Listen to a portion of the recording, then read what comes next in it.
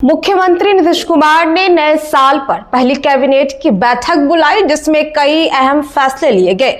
खासकर युवाओं के लिए सरकारी नौकरी का पिटारा खोल दिया गया और कुल 41 एजेंडों पर मुहर लगाई गई।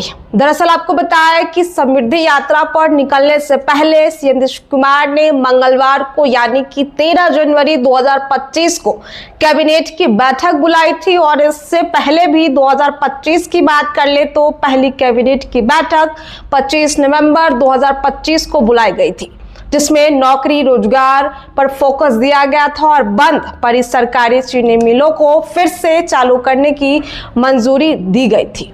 और दूसरी कैबिनेट की बैठक 9 दिसंबर 2025 को बुलाई गई थी, जिसमें 1 करोड़ रोजगार नौकरी का लक्ष्य पूरा करने के लिए 3 नए विभागों का गठन भी किया गया था। 3 नए विभागों को मंजूरी भी दी गई थी और सरकार ने कर्मचारियों को बड़ी राहत देते हुए उनकी महंगाई भत्ते में सीधे 5% की वृद्धि को लेकर मंजूरी दी थी। और फिर तीसरी कैबिनेट की बैठक 15 दिसंबर 2025 को बुलाई गई थी, जिसमें नीतीश कुमार ने अपने ड्रीम प्रोजेक्ट 7 निश्चय योजना यानी कि 3.0 को मंजूरी दी थी। और अब नए साल की शुरुआत में ही सीएम नीतीश ने 13 जनवरी 2025 को कैबिनेट की बैठक बुलाई, जिसमें मुख्यमंत्री की अध्यक्षता में मुख्य सचिवालय स्थित मंत्रिमंडल कक्ष में कैबिनेट की बैठक हुई, जिसमें 41 एजेंडों पर मुहर लगी।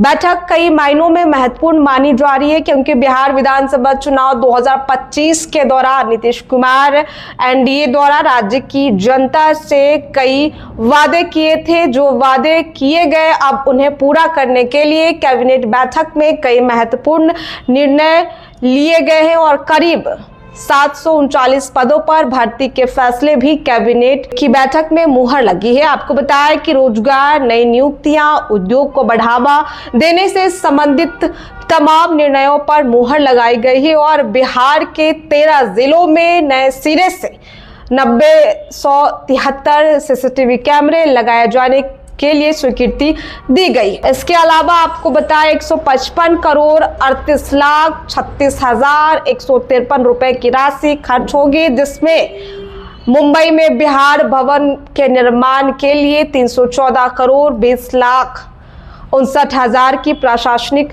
स्वीकृति भी दी गई। कृषि विभाग में विभिन्न पदों के लिए 534 पद एवं पौधा संरक्षण निरीक्षण के लिए 160 पद यानी कि कुल पद 694 पदों की नियुक्ति के लिए स्वीकृति दी गई है, जिसमें डेयरी, मत्स्य और पशु संसाधन विभाग में 200 पदों पर बहाली की स्वीकृति भी दी गई है।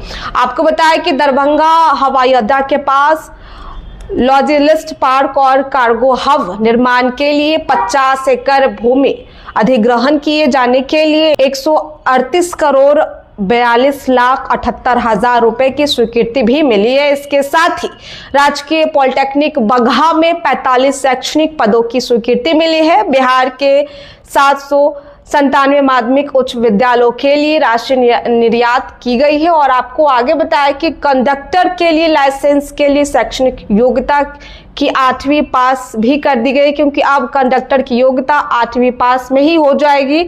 8वीं पास को कंडक्टर की नौकरी मिल जाएगी। आगे आपको बता दें कि मुख्यमंत्री नीतीश कुमार ने 16 जनवरी से समृद्धि यात्रा पर निकलने का ऐलान किया है। ऐसे में आपको बताया कि यह यात्रा 4 चरणों में संपन्न होगी। पहले चरण में मुख्यमंत्री 16 जनवरी को पश्चिम चंपारण से दौरा की शुरुआत करेंगे और इसके बाद 17 जनवरी को पूर्वी चंपारण और 19 जनवरी को सीतामढ़ी और शिवहर जाएंगे, जिसके बाद 20 जनवरी को गोपालगंज और 21 जनवरी को सिवान और 22 जनवरी को सारण और 23 जनवरी को मुजफ्फरपुर और 24 जनवरी को वैशाली जिले का दौरा करेंगे। और इस समृद्धि यात्रा में खास बात ये होगी कि इस यात्रा में मुख्यमंत्री नीतीश कुमार तमाम जनता से रूबरू होंगे और जनता से संवाद भी करेंगे। कई बार आपने देखा होगा कि विपक्ष लगातार कहती नजर आ रही है कि जब से मुख्यमंत्री फिर से सीएम बने हैं तब से वो जनता से दूरी बनाए हैं, जनता से बात नहीं करते, उनसे संवाद नहीं करते। लेकिन इसके बाद अब मुख्यमंत्री की इस यात्रा, समृद्धि यात्रा में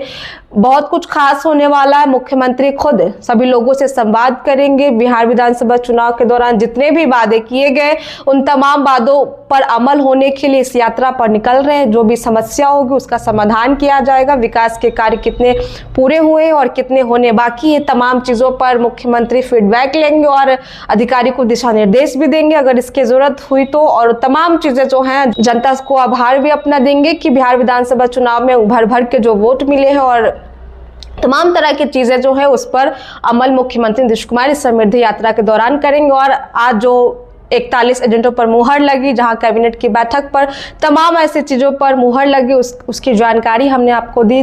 फिलहाल इस खबर में इतना ही। ऐसी अपडेट्स के लिए हमारे साथ बने रहें। बहुत बहुत शुक्रिया।